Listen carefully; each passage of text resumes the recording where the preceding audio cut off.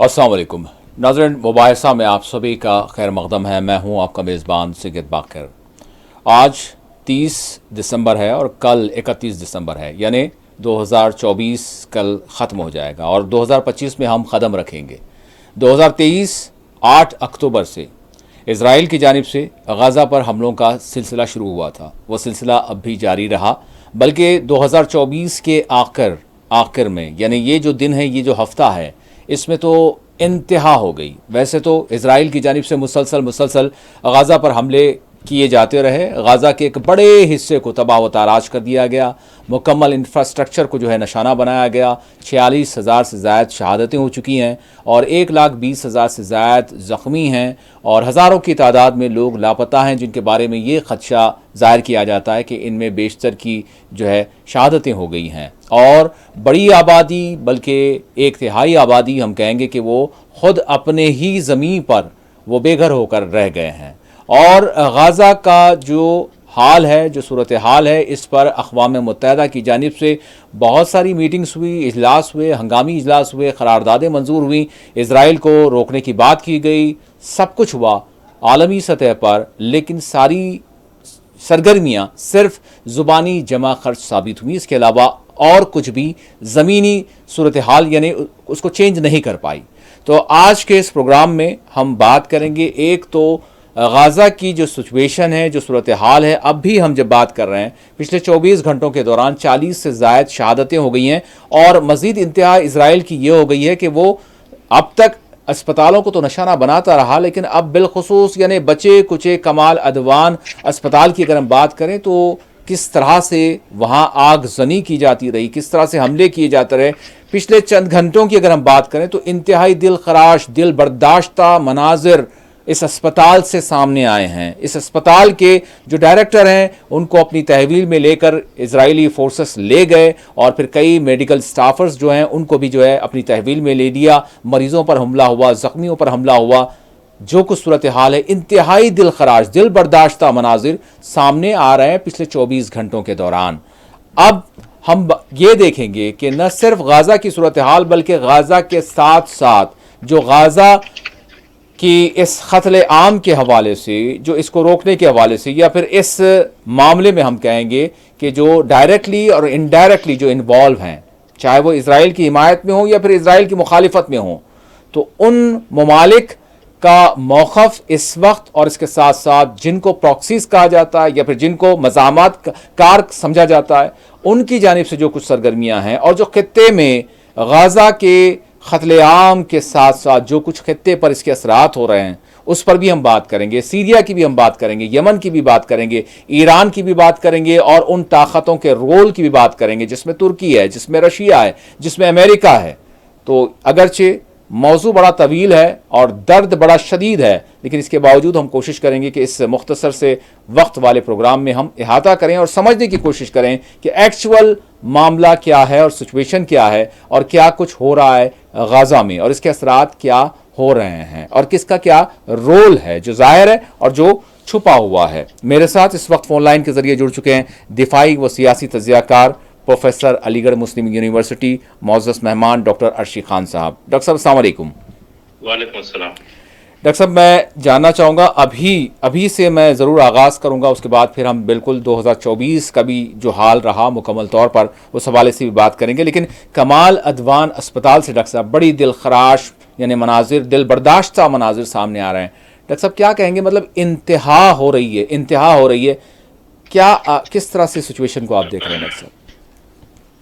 देखिए, ये सिचुएशन तो कभी दुनिया में हुई नहीं। मतलब चाहे वो एंशिएंट ग्रीक पीरियड से ले लें या रोमन पीरियड में ले लें या फर्स्ट वर्ल्ड वार में, सेकंड वर्ल्ड वार में, इतनी ज़्यादा क्रूएल्टी, इतना ज़्यादा बर्बरियत, दरिंदगी जी और मर्सीलेस, मतलब कोई रहम नहीं, मतलब जानवर को भी तरस आ जाए, तो इस तरह की चीज़ें कभी दुनिया में हुई नहीं थी। और ख़ास करके मिडल ईस्ट में भी नहीं हुई थी कहीं भी। मतलब इस तरह की कहीं भी दरिंदगी आपको नहीं मिलेगी जी। तो और इस चीज़ को उठाया नहीं जा रहा है। मैं तो ये कहूँगा कि गाज़ा एक लेबोरेटरी बना उन ताकतों का जो अपने आप को डेमोक्रेसी कहते हैं और सिविल राइट्स वाले कहते हैं, ह्यूमन राइट्स वाले कहते हैं। जी। लेकिन आप देखेंगे कि जैसे मैंने पहले भी कहा था कि दो लोगों के बीच में लड़ाइयां चल रही हैं। एक तरफ टेररिस्ट है जी, रेडिकल्स हैं और एंटी इस्लामिक फ्रंट है। ये तीनों एक साथ है। ठीक है, terrorist, radicals, anti Islamic front, जी, ये एक तरफ है उनके। और ये किससे लड़ रहे हैं, किसको परेशान कर रहे हैं, किसको मार रहे हैं? तो आप देखेंगे वो पैलेस्टीनियंस हैं, लिबनीज हैं, लेबनान के रहने वाले हैं जी, येमेनीज हैं, ईरानियंस है, वो इराकी हैं। ये 4-5 लोग हैं जी। तो इनके और उनके बीच में लड़ाई चल रही है। इसलिए कि गाजा की लड़ाई जो है वो सिर्फ जमीन की लड़ाई नहीं है जी, गाजा की लड़ाई मुसलमानों के आबरू की भी लड़ाई जी। इसलिए कि वहां पे जो मुकद्दस मकामात हैं उस पे वो कब्जा करके वहां पे जो है माउंट टेबल बनाने वाले हैं। और वो लोग हैं उसमें जो सेटलर हैं जी, जो सेटलर हैं वो इलीगल हैं। वो सेटलमेंट्स में रहते हैं, जो सेटलमेंट्स 1967 के बाद बने हैं जी।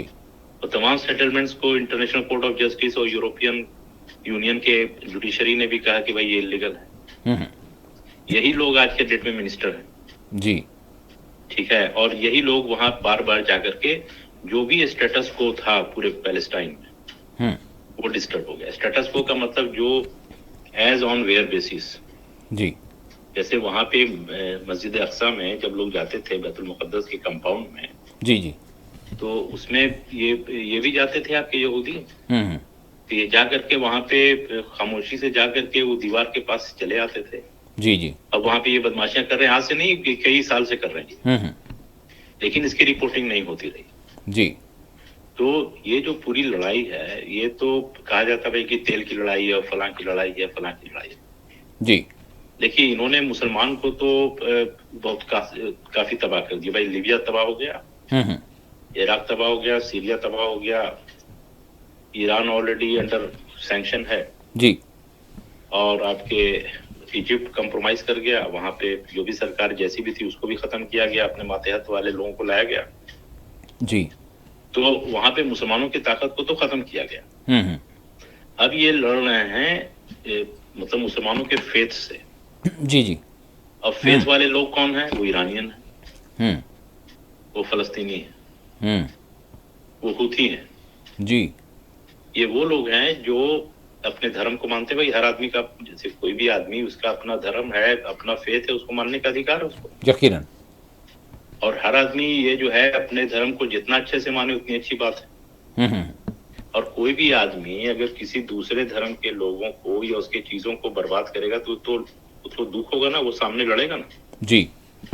तो जिन लोगों का ऊपर से धर्म बाकी है, अंदर से खत्म हो गया, वो खामोश, बल्कि उनसे हाथ मिलाए हुए हैं जी, या सिर्फ भाषण दे रहे हैं। लेकिन फ्रंट पे आप देखेंगे तो फ्रंट पे जो लोग हैं वो ये लोग हैं। इसलिए हमने कहा कि एक तरफ टेररिस्ट है जी, जी। और दूसरी तरफ ईरानियन है, उनके साथ येमनी हैं, लेबनीज हैं, इराक के कुछ लोग हैं और आपके पूरे फलस्तीनी। जी।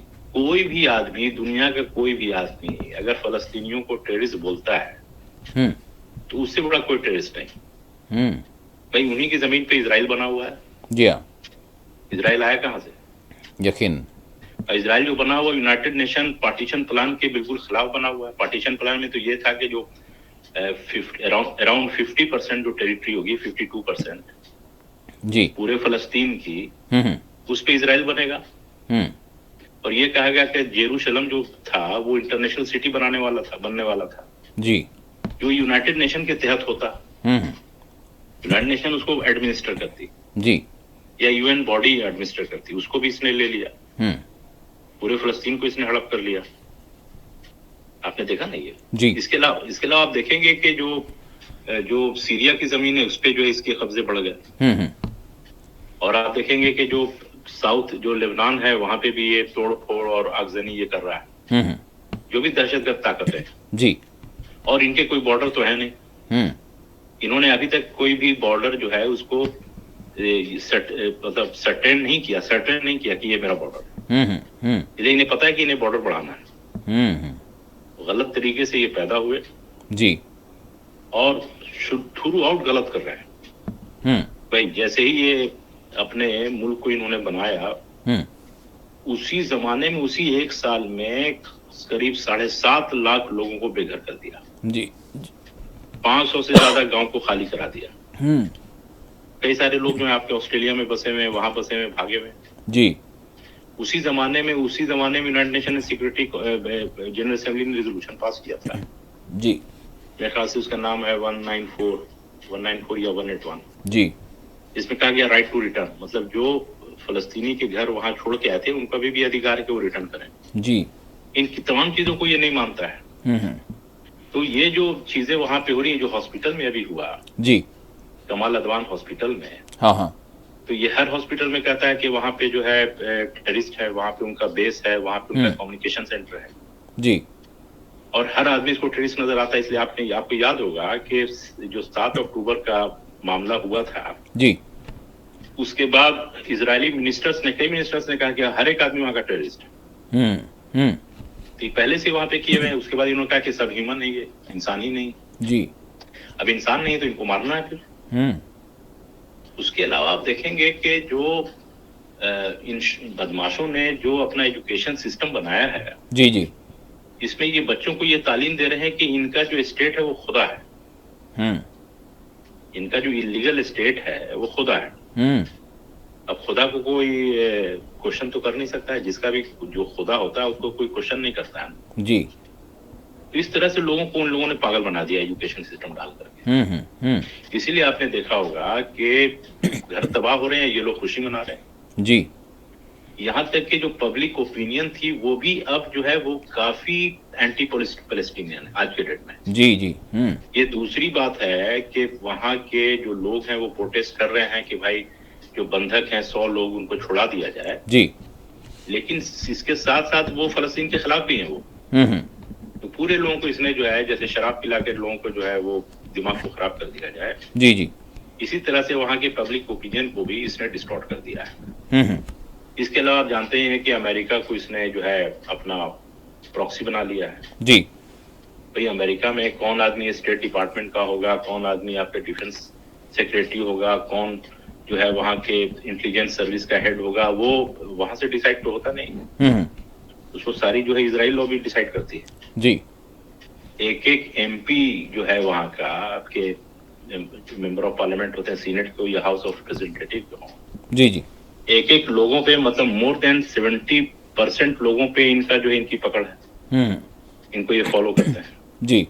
तो इनकी बदमाशियां तो बहुत ही बढ़ गई, मतलब इतनी बढ़ गई कि इसके बारे में अगर लिखा जाए तो बहुत ही कम है। और नई नई चीज हुई है। देखिए आप देखिएगा कि ऐसे लोगों पे हमला हो रहा है जिनके पास ना कोई आर्मी है जी, थोड़े से लोग हैं जो अपने मुल्क को, अपनी जमीन को आजाद करने के लिए जी या अपने हक को बचाने के लिए वो इनसे मुकाबला कर रहे हैं जी। अब इनको जो भी चाहे आप कहें। मैं तो अपने मुल्क के भगत सिंह को या हमारे जो वो थे सुभाष चंद्र बोस, उनको तो हम टेररिस्ट बोलेंगे नहीं ना जी, वो तो हमारे कायद है ना भाई। तो आप ये देखेंगे कि इन निहत्थे लोगों पे, कमजोर लोगों पे, मोर देन 70-80% जहाँ पे बिलो पॉवर्टी लाइन लोग थे जी, और ज्यादातर जो राशन है वो आपकी यूनाइटेड नेशन से आता था, उन लोगों पे बॉम्बिंग किसके जरिए की? तो आर्टिफिशियल इंटेलिजेंस के जरिए की। ये कभी कभी नहीं हुआ जी। जो बॉम्बर इसने इस्तेमाल किए, ये आपके सबसे जो खतरनाक, वर्ल्ड में सबसे एडवांस बॉम्बर जो F-35 जो तुर्की के पास भी नहीं है जी जी, जो अमेरिका ने भी इस्तेमाल शायद नहीं किया कई जगह, वो इसने जो है आम सिविलियन पे इस्तेमाल किया है। आप उसके अलावा आप देखेंगे कि ज्यादातर जो इसने बॉम्ब इस्लाम में इस्तेमाल किया है, चाहे वो आपके सीरिया हो या लेबनान हो या गाजा हो जी, ये मिनी एटम बॉम्ब की तरह इसमें ये सारे बॉम्ब्स हैं। इस पे रिसर्च बाकी मैंने पहले भी कहा था जी। इसके अलावा आप देखेंगे कि इसने ओपनली ह्यूमन शील्ड बनाया, मतलब कि फलस्तीनी को पकड़ लिया, उसको बांध दिया मिलिट्री जीप में या उसको बंधक बना लिया और फिर घरों में रेड करना शुरू किया जी। इसके अलावा आप देखेंगे इन्होंने लैंड माइन भी बिछाया कई सारे जगह पे वहां पे जी इसके अलावा आप देखेंगे कि खास करके वहां पे एक न्यूज आई थी और काफी पहले आई थी, हम्म खुद इजराइल में ही उसका न्यूज एजेंसी है, उसको 974 शायद बोलते हैं, प्लस 974 जो भी जी है। जी और भी जगह न्यूज आई, उसमें ये था कि भाई एक मतलब उसमें ये था कि सिविलियन को आप मार सकते हैं, अच्छा जी 100 to 200 300 पर इजरायली की डेथ होती है तो आप मार सकते हैं उस अच्छा तरह का, ठीक है ना, जो ये बिल्कुल अप्रूव्ड किलिंग, सिविलियन किलिंग। इनको ये भी पता था कि जब नसरल्लाह जो हिजबुल्लाह के लीडर थे, जी जी तो वो पॉलिटिकल लीडर थे, जी हर कम्युनिटी के पॉलिटिकल लीडर होते हैं, जी तो ये इन लोगों को पता था कि इनको मारने के साथ साथ कितने सिविलियन मारे जाएंगे। तो अप्रूवल 300 तक का था कि भाई 300 तक सिविलियन मारे, कोई दिक्कत नहीं, ठीक है। इसके अलावा आप देखेंगे कि किसी भी जंग में जी एक फैमिली, एक लेडी, बूढ़ी, जवान, बच्चे वाली लेडीज, ये 14 मरतबे, 15 मरतबे, 20 मरतबे एक जगह से दूसरी जगह भाग रहे हैं लोग। हाँ एक जगह से दूसरी जगह मतलब 1 किलोमीटर नहीं, या एक मोहल्ले से दूसरे मोहल्ले में नहीं जी, बल्कि 40 किलोमीटर के अंदर, 20 किलोमीटर, 30 किलोमीटर जाना, फिर वहां से भागना। हाँ कभी ऐसा नहीं हुआ किसी भी जगह, सारी दुनिया खामोश रही जी उसके अलावा आप देखेंगे कि जब आप बॉम्बिंग करते हैं किसी भी जगह को, तो उसके पहले मौका देते हैं जी कि भाई इसको खाली करो, ये करो, वो करो। कई सारे मौके पे पाया गया कि शायद 2 मिनट का भी मौका नहीं मिला। अच्छा जी, बगैर वार्निंग के ही वहां पे जो है मारना शुरू कर दिया। तो ये जो डेटा आ रहा है ना कि 46,000 या 45, 47,000, जी जी, अब तो जो नया आंकड़ा वो ये है कि बहुत ज्यादा नंबर में किलिंग है। इसलिए कि वहां पे आपको तो पता है कि 200 के लगभग तो इन्होंने जर्नलिस्ट को मार दिया। जी जी, तो जो इंफॉर्मेशन का जो एक्सेस है वो तो मिल नहीं रहा पूरा। भाई करीब 1150 से ज्यादा तो मेडिकल वर्कर मार दिए गए। तो यही सब तो इंफॉर्मेशन देते थे एक्चुअल। जी बिल्कुल बिल्कुल। तो बहुत ज्यादा किलिंग में वहां पे बढ़ी है। इसके अलावा आप देखेंगे कि पिछले 3 महीने में, मतलब ये महीना आपके दिसंबर खत्म हो रहा है, जी हाँ, अक्टूबर से लेके अब तक 3 महीने के अंदर सिर्फ हॉस्पिटल की बात कर रहा हूँ जी, गाजा में सिर्फ हॉस्पिटल पे 50 से ज्यादा अटैक्स हुए हैं। जी, 50 ज्यादा अटैक्स का मतलब चाहे वो बॉम्बिंग के थ्रू हो या टैंक के थ्रू हो, कहीं नहीं है, कभी सेकंड वर्ल्ड वॉर में नहीं हुआ, फर्स्ट वर्ल्ड में नहीं हुआ जी, मतलब इनसे ज्यादा गंदे, बदमाश, क्रूएल, मतलब ये कहा जाए ग्लोबल टेररिस्ट से भी, मतलब इनकी मिसाल महा टेररिस्ट, पता नहीं क्या कहा जाए। भाई जो भी फलस्तीनियों के खिलाफ हो रहा है जी, और जो भी इसमें शामिल है जी, वो टेररिस्ट है। जो भी फलस्तीनियों के साथ हो रहा है 1947 ऑनवर्ड्स, जी, बल्कि मैं ये कहूंगा कि 1917 ऑनवर्ड्स, वो टेररिज्म है। किसी के घर को कब्जा करना, उनको मारना, उनको भगाना, उनका इलाज हो रहा तो फिर उनको मारना, उनके फैमिली को वाइप आउट कर देना, जी, ये टेररिज्म है। हम बात कर रहे हैं गाज़ा की सूरत हाल और ख़ित्ते पर होने वाले असरात और दुनिया की खामोशी, और इस मामले में यानी चाहे वो इसराइल के मुखालिफिन हों या फिर इसराइल के ताईदी हों, उनका जो रोल है वो सारे ख़ित्ते में किस तरह से असर अंदाज हो रहा है और इसका नतीजा आखिर क्या होगा। जिस तरह से इंतहा हो गई, गाज़ा को तहस नहस कर दिया गया, लेकिन इसके बावजूद अब मज़ीद इसराइल के क्या इरादे हैं, ये भी हमारा जो है बुनियादी तौर पर सवाल है। लेकिन इससे पहले मैं डॉक्टर साहब से ये जानना चाहूँगा, डॉक्टर साहब यहाँ पर हमने जो शाम में तब्दीली देखी, तो उस तब्दीली के मौके पर एक किस्म का हमने जो है एक हल्के में एक जश्न भी देखा कि भाई एक डिक्टेटर का ख़ात्मा हुआ है और बहुत बड़ा कारनामा अंजाम दिया गया है और बड़ी खुशियाँ मनाई गई। और फिर इसके साथ साथ जो मतलब मुस्लिम दुनिया का एक ताकतवर मुल्क है और नेटो का जो रुकन है, उन्होंने भी बड़ा मतलब कारनामा अंजाम दिया। और अब हम देख रहे हैं कि सीरिया की जो अभी की जो एक अबूरी हुकूमत है, तो इससे सभी यानी चाहे वो यूरोप हो, चाहे वो एशियन कंट्रीज़ हो, मुस्लिम ममालिक हो, सभी ने जो है सफारती ताल्लुकात भी बना लिए। एक बड़ा जो है इसको एक अच्छा जो है क़दम और एक अच्छा इनिशिएटिव जो है करार दिया गया। तो मैं जानना चाहूँगा कि किस तरह की ये तब्दीली है और इसके असरात खुद गाजा पर क्या हो रहे हैं, और ये किस तरह का रोल है इन ताकतों का जो गाजा के मामले में हमें कुछ नजर आते हैं और शाम के मामले में कुछ और नजर आते हैं। देखिए, माफ कीजिएगा, मैं गाजा पे ही बात कर रहा था, तो मैं चाहता हूँ कि कुछ मिनट में इस पे बोलूं। हाँ प्लीज प्लीज, जी जी जरूर। तो मैं ये कह रहा था कि कुछ ऐसी चीजें हुई इस खित्ते में जो कभी दुनिया में नहीं हुई। फिर मैंने ये कहा था कि मैं ये कह रहा था कि आप देखेंगे वहां पे जो भी किलिंग्स हुई है सिविलियन की, हाँ, तो वो सिविलियन की किलिंग ऐसे नहीं कि बिल्कुल हम नहीं जानते थे, नहीं, इनको सब पता है कि किसकी किलिंग हो रही है। हाँ, तो ज्यादातर तो सिविलियन की किलिंग हुई, और उसमें आप देखेंगे कि हजारों हजार उसमें जो है वो स्टूडेंट है, मतलब पैलेस्टीनियन जो बच्चे हैं स्टूडेंट है वो जी। इसके अलावा आप देखेंगे कि जैसे जर्नलिस्ट की किलिंग है, रेस्क्यू वर्कर्स है वगैरह वगैरह।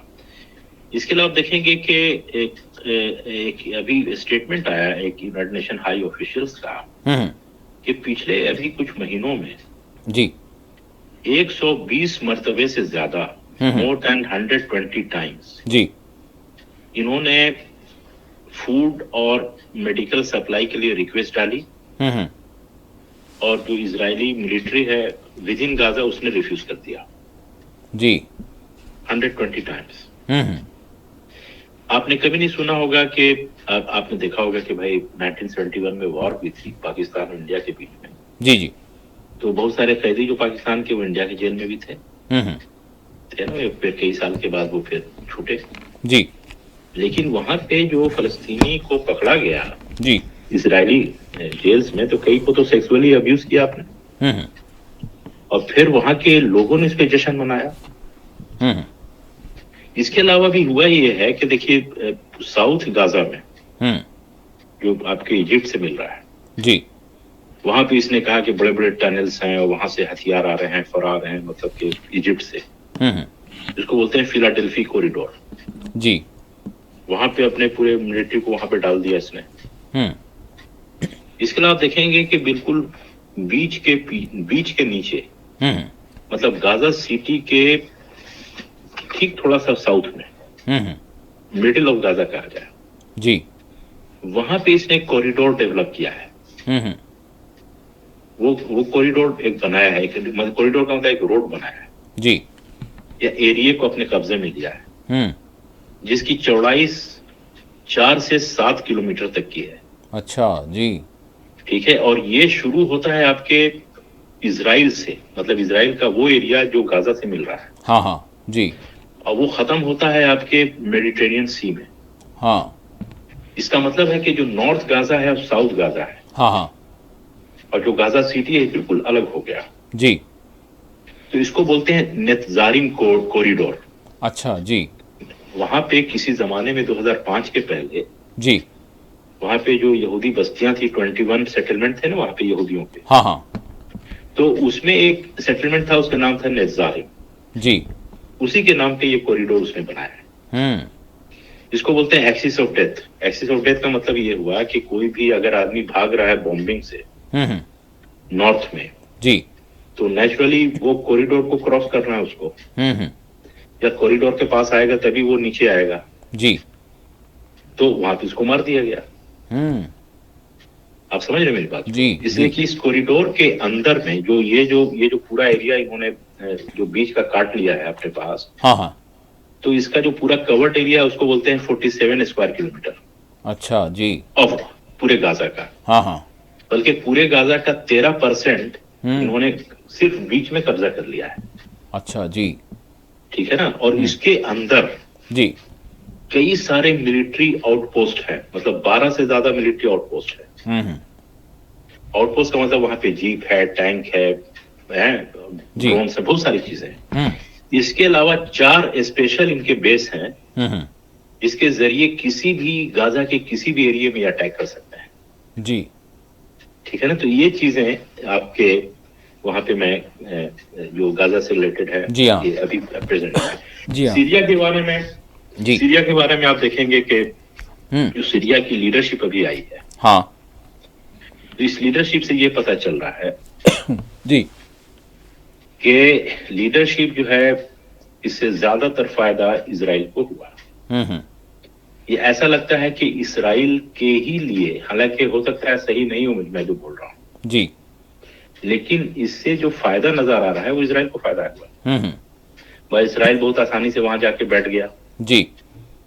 बहुत आसानी से वहीं के लोग जो डिमॉन्स्ट्रेशन किया उसको गोली मारा उसने, बंधक बनाया उसने जी। बहुत सारे अपने हथियार और टैंक्स को वहां पे चला गया, जो सबसे ऊंची चोटी थी वहां जाके बैठ गया है ना, माउंट हरमोन पे जी। हाँ, जबल शेख। जी जी। उसके अलावा आप देखेंगे कि वहां पे इसने मिनी एटम बॉम्ब्स को भी छोड़ा, बहुत सारी बॉम्बिंग्स इसने वहां पे की है, मोर देन 400 है ना, सारी चीजों को, पूरा जो डिफेंस मैकेनिज्म था उसको बर्बाद कर दिया जी। कितना कंडेमनेशन आया वहां से। नो। ये जो वहां पे बड़े बड़े भाई साहब जो वहां पे बैठे हुए, कितना कंडेमनेशन उन्होंने किया, कुछ भी नहीं है जी। कितने स्टेटमेंट आए, नहीं आ रहे हैं कुछ भी जी। उसके बाद ज्यादातर इनका स्टेटमेंट ये है कि मैं यहाँ पे ईरान को नहीं चाहता हूँ, हाँ। और मैं यहाँ पे हिजबुल्लाह को नहीं चाहता हूँ। जी हाँ। तो जो ईरान का दुश्मन वो इस्लाम का दुश्मन, मैं ये कह रहा हूँ। जो फलस्तीन का दुश्मन वो इस्लाम का दुश्मन, जो गाजा का दुश्मन वो इस्लाम का दुश्मन जी। जो येमेन का दुश्मन वो इस्लाम का दुश्मन। अब इसे आप समझ लीजिए। कभी तो डायरेक्ट नहीं बोलेगा ना। जी जी जी। वो तो पूरी तरह से तो ऐसा लग रहा है कि वो एक तरह से उसने ये कहा कि भाई हम इसराइल से लड़ना ही नहीं चाहते हैं, तो फिर क्या करना चाहते हो तुम? शाम से इसराइल को कोई खतरा नहीं, ये कहा उन्होंने जी। आप ये बताइए कि पूरे मिडिल ईस्ट में जी इशू क्या है वहां पे किसने प्रॉब्लम की सिवाय ये इसराइल वाला जी। भाई आप ये देखें, जैसे फलस्तीन जो बेघर हुए, तो बेघर फलस्तीन को किसने किया? इराक ने किया, इसराइल ने, या सऊदी अरबिया ने किया? नहीं, इसराइल ने किया। जी हाँ। और इसराइल के जो सपोर्टर थे आपके अमेरिकन वगैरह यूरोपियन, उन्होंने किया जी। उसी तरह से आप देखेंगे कि मिडिल ईस्ट में जो दूसरा इशू आया वहां पे टेररिज्म का, तो वहां पे अलकायदा या वहां पे ISIS जी, वो कैसे पैदा हुआ? जब वहां पे आपने पूरे मुल्क को तबाह कर दिया, लीबिया को, इराक को, जब अनार्की आ गई, उस अनार्की में हो सकता है कि आप ही ने किया और आप ही ने किया है। आप समझ रहे हैं ना भाई, जहां पे अनार्की है वहां पे आप कुछ भी पैदा कर सकते हैं ना जी। वही इन्होंने किया, तो उसको भी पैदा तो सद्दाम हुसैन ने नहीं किया, या ईरान में ISIS को, ISIS को उन्होंने पैदा किया जिसने वहां पे इराक को तबाह किया 2003 में। जी हाँ। अब तो क्लियर है जी, बिल्कुल। भाई ईरान से क्या प्रॉब्लम? ईरान पे आपने क्यों जो है तेल की पाबंदी लगा रखी है आपके 1979 से? ये तमाम चीजों को आप देखेंगे, चाहे वो इराक का खत्म होना, लीबिया का खत्म होना, सीरिया को तबाह करना, ईरान पे जो सैंक्शन है उसका लगना, ईरान को धमकी देना है जी, तो हिजबुल्लाह को कमजोर करना, इन तमाम चीजों के पीछे इजरायली इंटरेस्ट है। इजरायली इंटरेस्ट, इजराइल तो मेन जो प्रॉब्लम है पूरे मिडिल ईस्ट में वो इजराइल है। इसलिए कि इजराइल के पास मोनोपोली है न्यूक्लियर बॉम्ब की, इजराइल के पास मोनोपोली है तमाम ह्यूमन राइट्स वायलेशन करने की, इजराइल के पास इम्प्यूनिटी है, कुछ भी कर सकता है, कोई सजा नहीं मिलेगी इसको। तो जब ऐसी तो मेन जो वहां प्रॉब्लम वो इजराइल है। यानी जो खतरा की बात की जाती है मिडिल ईस्ट में, खतरा एक मुल्क को करार दिया जाता है, वो सीधे सीधे ईरान को खतरा, मतलब मुसलसल ये कई दहाइयों का मामला है जी। ये है कि आपके पास बाजा बजा रहे हैं भाई, मीडिया उनके फेवर में वो बोल रही है, लेकिन कोई भी आदमी, होशमंद आदमी जिसके पास थोड़ा सी भी अकल है, समझ बुद्धि है, उठा के फैक्ट शीट को देख ले शुरू से लेके। आप फर्स्ट वर्ल्ड वॉर में जाइए, या उसके पहले जाइए, या सेकंड वर्ल्ड वॉर के बाद जाइए जी, और तमाम इवेंट्स को आप ले लीजिए कि भाई उसमें ट्रबल मेकर कौन है, कौन है ट्रबल मेकर? भाई इराक को किसने तबाह किया? अमेरिका जी। अमेरिका ने क्यों तबाह किया? इजराइल के इशारे पर। कहा तो ये जाता है कि ईरान इराक में वार जो हुई उसमें भी इजराइल कहाँ था। ये बिल्कुल सही है जी, उसको बोलते हैं पॉलिसी ऑफ डबल कंटेनमेंट या डुअल कंटेनमेंट, वो इजराइल की। तो जो भी मिडिल ईस्ट में जितनी तबाही, इनस्टेबिलिटी, कैओस, टेररिज्म, वायलेंस, उसके बाद आपके शिया सुन्नी प्रॉब्लम, सेक्टेरियन प्रॉब्लम, तमाम जिम्मेदार भी यही है जो फलस्तीन को तबाह कर रहा है जी। तमाम चीज को इसने सब कर लिया, सारा कुछ, और ये करने पे बिल्कुल आमादा है। डॉक्टर साहब, अब सवाल ये है कि क्या मतलब इजराइल का हदफ क्या है, टारगेट क्या है, मतलब मजीद क्या चाहता है वो? तो मैं ये कह रहा था कि इन तमाम चीजों को देखते हुए जी, वो सीरिया के जो लीडर हैं जोलानी, हाँ उनकी जबान बंद है। जी हाँ। अच्छा, अंदर सीरिया के अंदर क्या हो रहा है उसके ऊपर में कोई खबर नहीं आ रही। जी हाँ। कोई खबर नहीं उसके ऊपर में। तो जब कम से कम इससे बेहतर तो बशर अल असद था कि कम से कम इजराइल के खिलाफ वो जो है अपने मुल्क को बचाने के लिए फायर करता था, उसके लोग मरते थे। जोलानी के कितने आदमी मारे गए इजराइल ने? एक भी नहीं मरे। जो मरे हैं वो आम आपके सीरियन मरे हैं जी। लेकिन इसराइल ने कई सारे आपके असद के आर्मी के लोगों को मारा, इसके आर्मी को नहीं मारा जी। तो आप ये देख लिए कि ये जो कहते हैं जो नई लीडरशिप है कि हम इजराइल से पंगा नहीं लेंगे। हाँ, इसका मतलब कि इजराइल से नहीं लेंगे तो ईरान से क्या लेंगे, आप क्या करेंगे? तो मेन जो है, मेन वहां पे जो तब्दीली आई है सीरिया में जी, इसका मेन मकसद ये जो नजर आ रहा है वो ये है कि ईरान को और इराक को और हिजबुल्लाह को वहां से उसको डिस्कनेक्ट किया जाए। हाँ। तो जब ऐसा ही ये करना था तो इसका मतलब ये है कि आपने पूरे तो जो पूरा पर्पस था, जो पूरा सीरिया था, आपने उसके हवाले कर दिया। वो तो यही चाहता था। वो तो यही चाहता था भाई जी। और अमेरिका आपके ऊपर से $10 मिलियन का हटा दिया तो आप बहुत खुश हो गए। जी जी। हो सकता है कि आप उसी के आदमी हो। तो पूरे सीरिया का जो इवेंट हुआ है आप देख रहे हैं तो उसमें आप देखेंगे कि ये एक तरह का जश्न है, उसे जश्न मनाया गया। हाँ, ये जश्न है पूरे इजराइल के लिए। यानी इजराइल मजीद क्या ताकतवर अपने आप को समझ रहा है डॉक्टर साहब, और मजीद क्या करना चाहता है? यानी अभी इसका टारगेट और क्या है? इसका टारगेट ये है, इजराइल का मेन टारगेट ये है कि कोई भी ताकत मेरे खिलाफ ना हो। कोई भी ताकत हो ही नहीं मेरे खिलाफ जी। जो भी लोग हों सब इसके पैरोकार हों। जो ये कहे वो करे जी। जो ये कहे वो करे। अच्छा, इसकी मिसाल भी है भाई, जैसा ये चाह रहे हैं वैसा यूरोपियन भी कर रहे हैं। जी हाँ। पूरी यूरोपियन यूनियन जो बड़ी बड़ी बात करती थी कि मैं ये ह्यूमन राइट्स और सिविल राइट्स और पॉलिटिकल राइट्स और फलां ये हो रहा है और हर जगह इलेक्शन हो रहा है, अफ्रीका में और ईरान में तो अपने इलेक्शन मॉनिटरिंग टीम को ये भेजते थे जी। तो ये जो चौधरी बने थे कहाँ गई चौधराहट? इजराइल के सामने तो सब खाली। तो इजराइल ने तो भाई उनको पहले तो उनको दबोचा है। उसके पहले जो उनके जो अमेरिका को दबोचा है भाई। अमेरिका तो इसके पॉकेट में है बिल्कुल। मैं आपको बताऊं कि अमेरिका में ज्यादातर जो कॉन्शियस सिटीजन है वो परेशान है। अच्छा। वो ह्यूमिलेट हो रहे हैं ना। कोई भी प्रोफेसर इजराइल को अगर वहां पे क्रिटिसाइज करता है तो उसको टेन्योर को खत्म कर देता है। इतना मतलब इतना इसकी घुसपैठी है वहां पे। अच्छा जी। अमेरिका का अब जो बचा हुआ था मिडिल ईस्ट में जो लोग थे वो किसी तरह से कंप्रोमाइज हो गए। आपके आदम अकॉर्ड और I2U जो भी है इस पे हो गया। जो बचे हुए थे ये इसको जो है खामोश करने के चक्कर में लगा हुआ है। अब उसमें आप देखेंगे जो बड़े बड़े लीडर थे, चाहे वो हमास के लीडर हो फलस्तीन के, उसको मार दिया।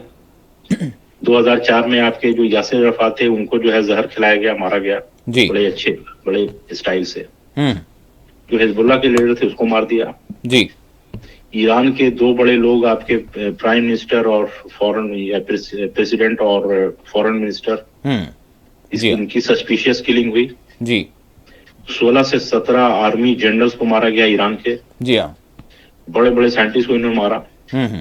उसके अलावा देखें कि ये सीरिया पे ही बॉम्बिंग कर रहा है, गाजा पे कर रहा है, लेबनान पे कर रहा है, उसके बाद इराक पे भी कर रहा है, वहां पे जो इराकी शिया है, और आपके येमेन में भी कर रहा है जी। हाँ, और इसमें आप देखेंगे कि कम से कम 24 से 25 बिलियन डॉलर इसी एक साल 14 महीने में अमेरिका ने इसको दिया है जी जी। तो ओपन दहशतगर्दी है ये जो केस है, ये जो मामला है ओपन दहशतगर्दी का है, आलमी दहशतगर्दी का मामला है ये जी। उन लोगों के खिलाफ जो वहां पे निहत्थे हैं, जो कमजोर हैं जी। डॉक्टर साहब, यहाँ पर मैं उन ताकतों के हवाले से जानना चाहूँगा जिन्होंने यानी एक पहल हम कहें या फिर एक उन्होंने जिस तरह से कहीं ना कहीं राज तौर पर या बिलवास्ता तौर पर फ़लस्तीनियों की तायद इनसे नज़र आ रही थी। यानी कि अगर हम रशिया की बात करें तो उसके मौक़िफ़ को आप किस तरह से देख रहे हैं, और फिर ईरान का तो खैर मौक़िफ़ वाज़ेह है कि क्या कुछ हुआ सीरिया की सरजमीन पर। तुर्की के हवाले से मैं जानना चाहूँगा, तुर्की अगर चाहे तो क्या नहीं कर सकता, लेकिन ये क्या वजूहात हैं कि हम देख रहे हैं कि बिल्कुल न सिर्फ खामोशी बल्कि तायद नज़र आ रही है। तो ये जो बड़े ममालिक हैं, बहरहाल अरब ममालिक के हवाले से तो अब कोई सवाल भी नहीं कर रहा, आम लोग भी देखिए, जानते हैं कि अरब ममालिक का क्या हाँ, रोल है। हाँ, जी देखिए, दो तरह के मुल्क हैं। जी ऐसे तो कई तरह के, मैं दो तरह की बात बता रहा हूँ। जी। एक वो मुल्क है जो बहुत ही हाईली सेल्फिश है, हाँ।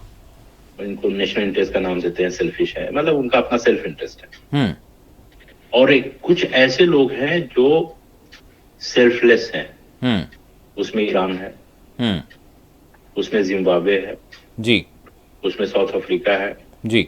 युगांडा है, हम्म हैं? उसमें आपके हुथी है, हम्म। उसमें हिजबुल्लाह जो पॉलिटिकल पार्टी है वो है, जी उसमें इराक का ग्रुप है। जी।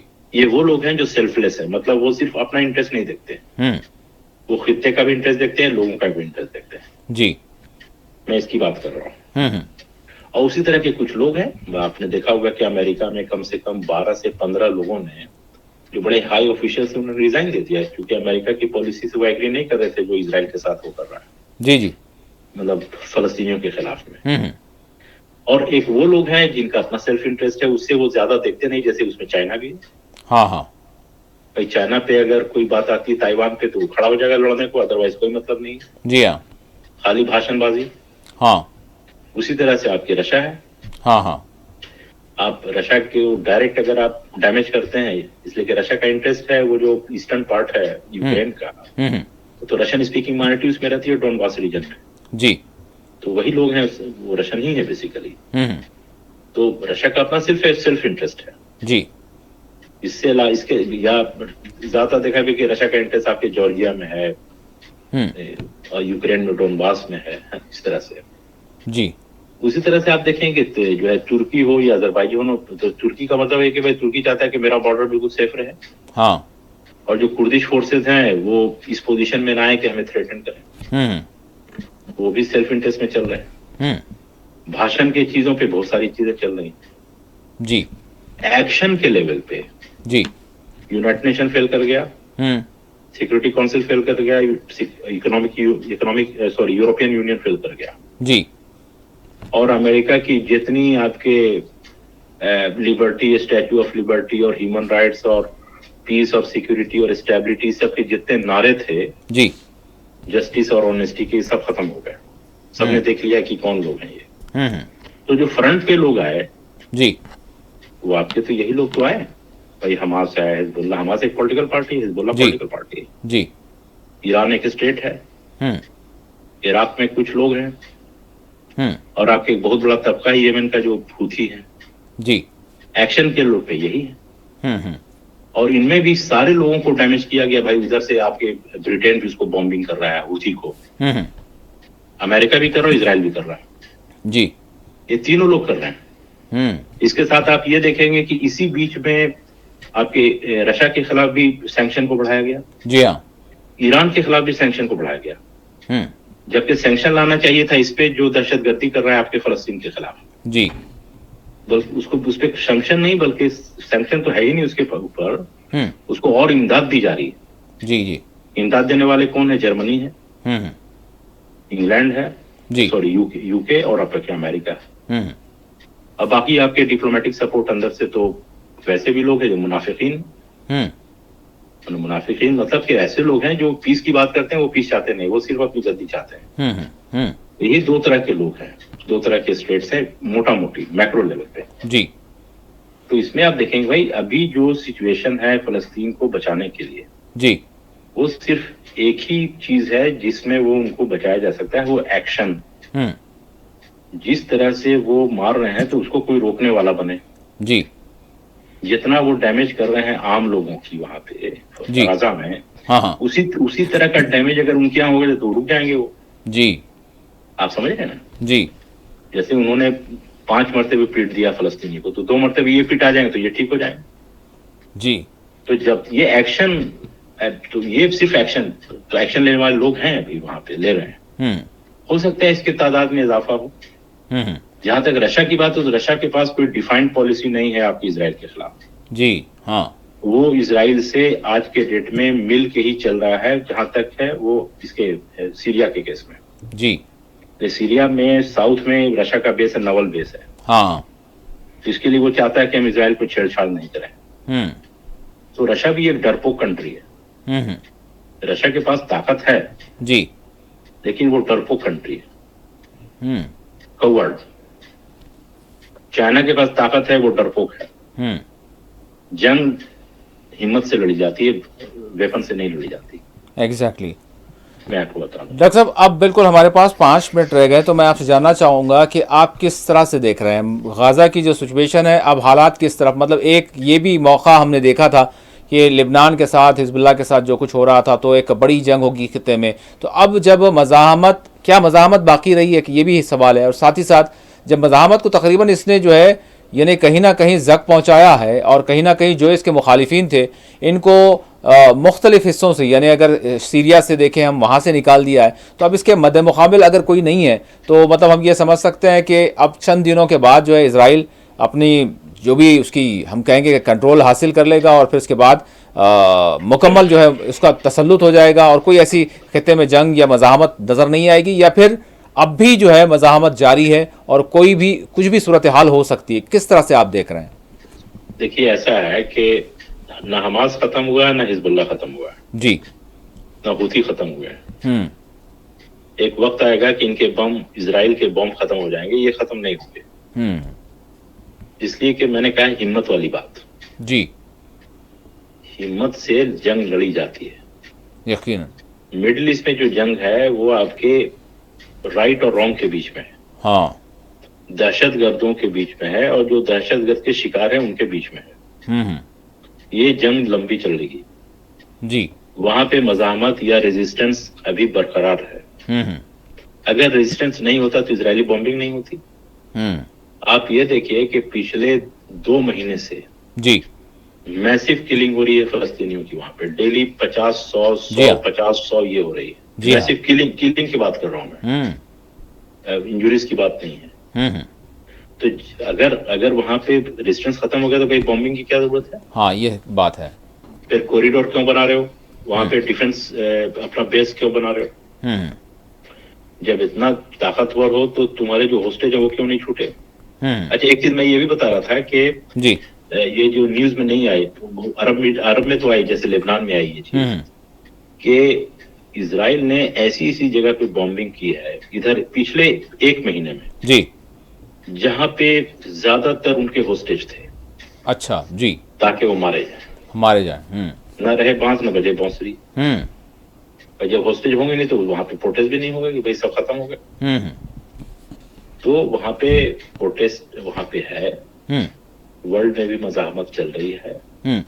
लेकिन डॉक्टर साहब जो एक रसद होती है, एक जो है उनको जो भी यानी इमदाद की बात करें, चाहे दिफाई मामलात के तहत ही हो, तो वो सारी चीजें कटी हुई नजर आ रही हैं। सारा नहीं, वो कटी हुई है। तो भाई जैसे इजराइल के लोग या इजराइल की आर्मी उनके घरों को लूट रही है, वो भी तो इजराइल के लोगों को लूट रहे होंगे। वहां जो उनके डिफेंस चीजें हैं, उनके गन हैं, बारूद है, उनके भी तो हाथ लगते होंगे। ऐसा होता है ना? जी जी। तो ऐसा तो हो सकता है उनके पास हो, और लेकिन वहां पे लोग लड़ रहे हैं। और आप देखेंगे कि पिछले कुछ दिनों में या कुछ हफ्तों में जी अभी रिपोर्ट आई कि कम से कम 40, ये तो इजराइल में रिपोर्ट छपी कि 40 वहां पे इजराइल के सोल्जर्स मारे गए जी, हजारों जख्मी हुए। तो जब रेजिस्टेंस खत्म हो तो कैसे वहां पे इस तरह से होगा? भाई एक सोल्जर उनके लिए बड़ा इंपॉर्टेंट है। इसी तरह से आप देखेंगे कि जब वहां पे रेजिस्टेंस हूथी का खत्म हो गया तो 3 कंट्री मिलके क्यों बॉम्बिंग कर रही है वहां पे? हाँ, तो रेजिस्टेंस खत्म नहीं हुआ है जी। जब तक नाइंसाफी रहेगी, इंसाफ के लिए बोलने वाले लोग रहेंगे। इसमें दोनों में एक नेचुरल रिलेशन है, ऑर्गेनिक रिलेशन है। आप गलत करेंगे तो आपके खिलाफ लोग बोलेंगे। और मुझे ये लगता है कि इसमें जो भी लोग रेजिस्ट कर रहे हैं इजराइल को जी, ये वो रोल प्ले कर रहे हैं जो यूनाइटेड नेशन को रोल प्ले करना चाहिए था जी, और सिक्योरिटी काउंसिल को प्ले करना चाहिए था जी। भाई आप ओपन उठा के देख लें कि इनका मकसद क्या है। इनका मकसद तो ये नहीं कि इजराइल को हम खत्म करें या किसी भी यहूदी को पकड़ लें, उसको मार दें। इसका तो मकसद है कि जो तुमने उसके घर को कब्जा किया उसको खाली करो, उसको जो पकड़ लो उसको छोड़ो। यकीनन वहां पे जो मेडिकल एड पहुंच रहा है उसको जाने दो। अब आप हॉस्पिटल को बॉम्ब कर रहे हैं, वहां पे स्पोर्ट्स को कर रहे हैं, म्यूजियम को कर जी रहे हैं, डॉक्टर साहब हमारे पास स्कूल 30 को कर सेकंड रहे रह गए हैं। हैं जी। तो मैं ये समझता हूँ कि अभी भी गाजा के लोग लड़ रहे हैं हम्म और बहुत ही वहां पे खराब हाल है, इसलिए कि जाड़े का वक्त है। हम्म कुछ लोग उन पे चंदा भी वसूल कर रहे हैं पैसा कमाने के लिए। कोई भी चंदा नहीं दे, वहां पे सही। कोई चंदा नहीं पहुंच सकता है। हम्म और लोग दुआ करें अल्लाह से जी कि अल्लाह ताला जो कमजोर हैं, जो हेल्पलेस हैं, जी अल्लाह उनकी मदद करें आमीन और यकीन जालिमों को जुल्म से रोकते हैं। आमीन यकीन हाँ, और खित्ते में अमन हो, हर जगह अमन हो। बिल्कुल और मैं ये भी अपील करूंगा कि हमारे जो मुल्क के प्रधानमंत्री हैं जी और फॉरेन मिनिस्टर हैं, ये भी आवाज उठाएं, हम्म इजराइल के खिलाफ बोलें कि भाई ये जो कर रहे हो ये गलत है, ये बंद करो। हम्म मैं यही कहना चाह रहा था। बहुत बहुत शुक्रिया डॉक्टर साहब, आपने वक्त दिया। जी, बहुत आपका बहुत भी शुक्रिया। अस्सलाम वालेकुम। वालेकुम सलाम। नाज़रीन, ये सूरत हाल है गाज़ा की। बहरहाल अब देखना यही होगा कि आने वाले दिनों में मज़ीद क्या कुछ होता है और इसराइल के मज़ीद क्या क्या अहदाफ हैं और कितनी तबाही लाता है। लेकिन जिस तरह से डॉक्टर साहब ने कहा कि मज़ाहमत जारी है, इसराइल के बॉम्ब्स और इसराइल के हथियार ख़त्म हो जाएंगे, लेकिन वो हूतियों की, हिजबुल्लाह की, ईरान की, हमास की और जो जो यानी मजलूम फ़लस्तीनियों की मदद कर रहे हैं, उनके हौसलों को ख़त्म नहीं कर पाएंगे। ये पूरी हमको उम्मीद है। इसी के साथ खुसूसी प्रोग्राम मुबाहिसा अपने अख्ताम को पहुँचता है। अल्लाह हाफिज़।